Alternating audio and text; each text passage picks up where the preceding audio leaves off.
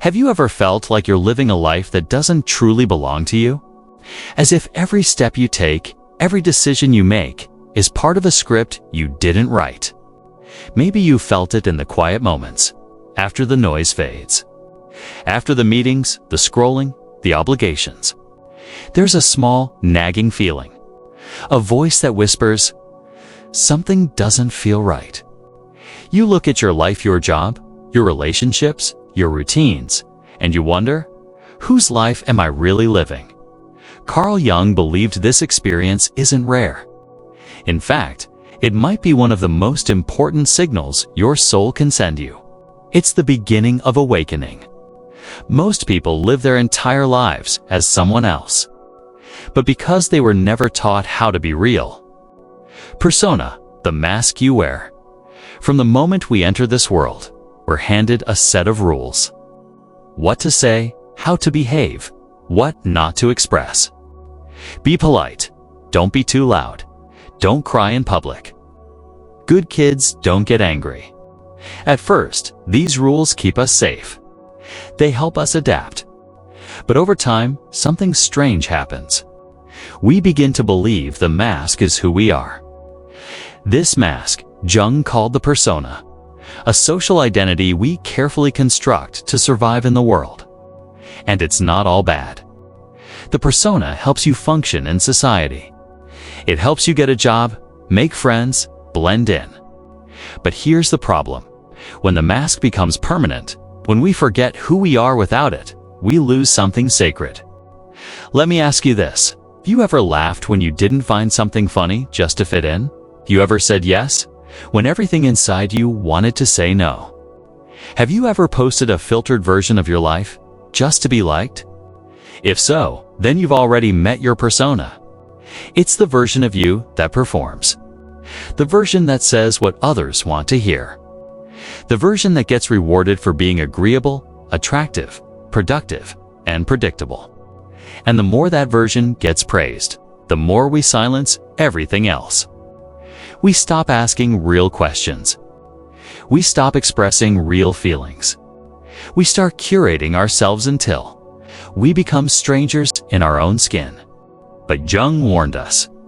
The persona is a necessary lie. Necessary because it helps us function. A lie because it hides our truth. The persona wins you acceptance, but it cannot give you authenticity. It may make others love your performance, but they'll never see your soul. And here's the tragedy. So many people die without ever removing the mask. They live a life of approval, but never alignment. So, if this message resonated with you, subscribe. Turn on notifications to help this channel growth. Okay, let's continue. Shadow, the part of yourself you've hidden. So, if the mask isn't really you, then who is? To answer that, we have to turn inward to the places we've been taught to avoid. Into the dark. Into the discomfort. Into the forgotten corners of our own psyche. This is where Jung introduces one of his most powerful concepts, the shadow. The shadow is everything you've rejected, denied, or pushed away. Not because it's wrong, but because someone once told you it was unacceptable. Maybe you were a sensitive child, but someone told you to toughen up. Maybe you asked too many questions. They said you were annoying. Maybe you expressed anger or frustration and were shamed for not being good. And so, piece by piece, you learn to bury those parts of yourself. Not destroy them because you can't, but hide them. Push them into the unconscious. But the shadow doesn't go away. It waits. And when it's ignored long enough, it starts to show up in ways you don't expect. Have you ever overreacted to a small comment? Felt jealous and didn't know why? Lashed out at someone and later regretted it? That was your shadow speaking. It holds the emotions you didn't feel safe expressing. It holds the desires you were told to suppress. And sometimes, surprisingly, holds your brilliance. See, the shadow isn't just your darkness. It's also your power, your truth, your vitality. It's where your authenticity has been waiting all along. But here's the paradox. You can't embrace your light until you face your darkness. And this is why most people avoid this work. Because it's hard to admit that the things we criticize in others often reflect parts of ourselves. You hate arrogance in others. Maybe you've been taught to hide your own confidence. You judge someone's emotional outbursts. Maybe you've silenced your own feelings for years. The world becomes a mirror, and the shadow is what stares back. But here's the turning point. The shadow is not your enemy. It's your invitation. To be whole, you must stop running from what's uncomfortable and learn to integrate it. You do this not by indulging the shadow, but by becoming conscious of it. By naming it. By feeling what you were never allowed to feel. By giving voice to what has been silent. Jung said, "Until you make the unconscious conscious, it will direct your life and you will call it fate." So if you've been repeating the same mistakes, sabotaging your relationships, feeling an unshakable emptiness, it's not bad luck. It's your unconscious asking to be seen. The shadow is not a flaw. It's your forgotten wholeness, and it's waiting for you to come home. The self, the higher, truer you. Now that you've met the persona your mask and the shadow your buried truth, you may wonder, is that all there is? What lies beneath the roles and behind the darkness? Jung had an answer for that too. He called it the self. The self isn't just your best self. It's not the version of you that's calm and wise on a good day. It's the totality of who you are, the integration of your conscious and unconscious mind, your light and your dark, your reason and your instincts. It's the wholeness you were meant to live from. The self isn't something you become overnight. It's not a goal you achieve. It's something you uncover, layer by layer, through a process Jung called individuation. Individuation is the journey of becoming whole. It's not about perfection, it's about integration. It asks, can you be honest about who you are? Even the parts you'd rather hide. Can you stand in your truth, even when it's uncomfortable? It's in this process that we start to dissolve the illusion. The illusion that we are only what society told us we were. Think of it like this. The persona is the image you project. The shadow is what you suppress. And the self is what you reclaim once you've stopped pretending and started listening. And listening is key. The self speaks in symbols. It whispers through intuition. It shows up in dreams, in synchronicities, in sudden clarity. But it never shouts. Which is why you must be quiet to hear it. And perhaps most importantly, you must stop being who you were never meant to be. This process is painful. Why? Because it means shedding identities you've clung to for years. It means admitting that some of your life's choices were made out of fear, not freedom. But in that shedding, you don't lose yourself. You meet yourself often for the very first time. Jung once wrote, "The privilege of a lifetime is to become who you truly are." That is the gift of the self. It's not something anyone else can define. No test, no title, no external success can tell you who you are. Only your inner work can do that. And the more you align with the self, the more natural life begins to feel. You no longer act, you embody. You no longer chase, you attract. You no longer perform, you live. But you don't arrive at the self alone. Because within, you are patterns far older than your personal history. These are the archetypes. And they, too, must be understood. Archetypes, the symbols that live in your unconscious. Imagine this. You've never heard a specific story before, yet something about it feels familiar. A young hero sets off on a journey. An old wise figure offers guidance. There's a battle, a transformation, a return. Why do stories from every culture share the same bones? Because they're not just stories. They're reflections of archetypes.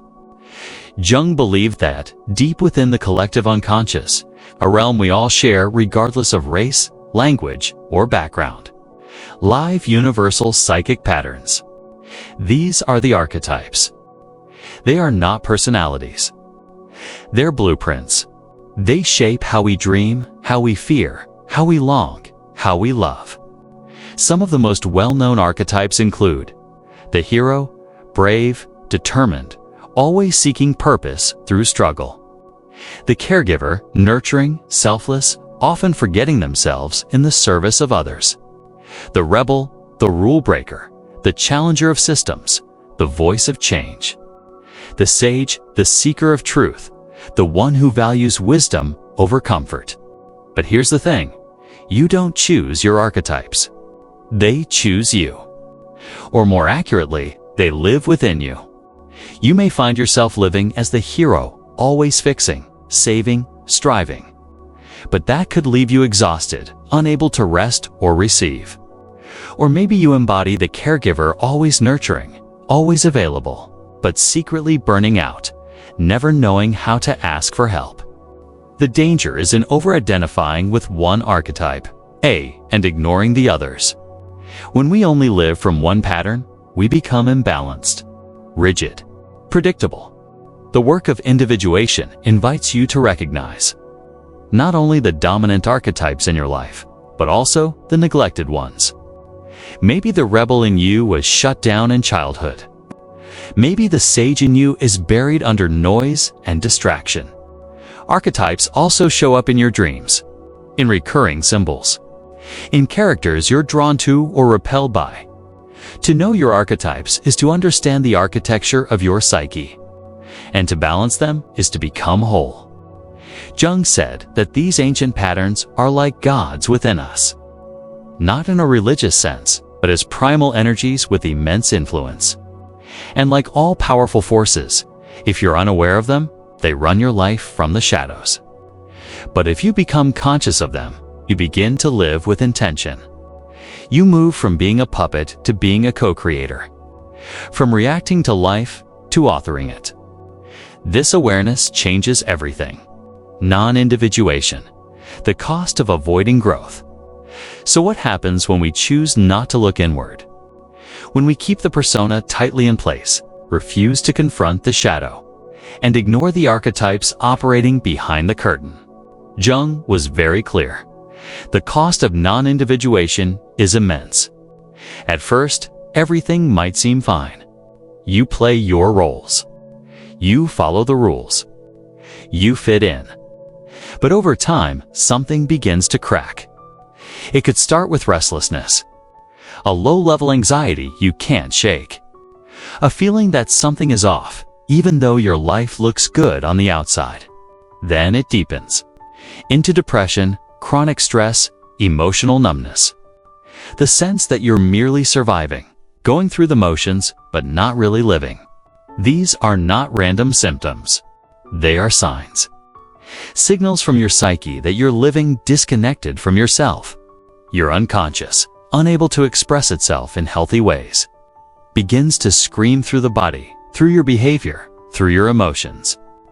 Sometimes this disconnection shows up as repetitive self-sabotage, falling into the same toxic relationships, walking away from opportunities just before they bloom, constantly doubting yourself, no matter your achievements. Other times, it shows up as bitterness. You may feel resentment toward others, toward the world, even toward yourself. But you can't explain why. That's because when you silence your truth long enough, the anger doesn't disappear. It just has nowhere to go. And if you don't turn that pain into awareness, it turns into destruction. Destruction of your health, your potential, your joy. This is the fate of the unlived life. Jung said, nothing has a stronger influence psychologically on their environment and especially on their children than the unlived life of the parent.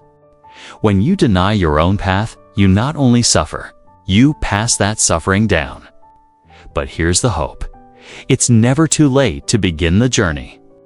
You can choose to stop pretending, to stop running, to stop hiding and start remembering. Remembering who you were before the world told you who to be. Conclusion: your true self is calling. So now we arrive at the fine land, perhaps most beautiful truth. You are not broken. You are not too late. You are not too far gone. You are simply returning. Returning to the part of you that has always been there, beneath the masks, the fear, the conditioning. Finding your true self is not about becoming someone else. It's about coming home to who you were before the world got in the way. But this homecoming is a journey. And like all great journeys, it asks something of you. It asks for courage to walk away from the familiar roles that no longer serve you. It asks for patience to sit with the discomfort of your own truth. It asks for honesty to admit where you've been hiding, even from yourself. Most people will never take this path, not because they can't, but because it's easier not to. It's easier to stay asleep, to keep pretending, to keep chasing what never satisfies. But you're here, still listening, still searching. That means something inside you already knows. There is more. More than performance. More than survival. More than fitting in. There is wholeness. There is peace. There is truth. So I leave you with this. The self is not out there. It's within you. And it's waiting. It's not loud. It's not obvious. But it is real. And the moment you begin to listen, really listen, everything changes. So ask yourself, who am I beneath the roles? What is my shadow asking me to see? Which archetypes are guiding my life? And what would it feel like to finally come home to myself? If this message resonated with you, share in the comments what part spoke to your soul. Have you ever felt like you've been living someone else's story? Let's talk about it. And don't stop here. The next video will guide you even deeper into the unconscious, into the symbols, stories, and patterns that shape who you are. This is only the beginning, because the most powerful journey is the one that leads back to you.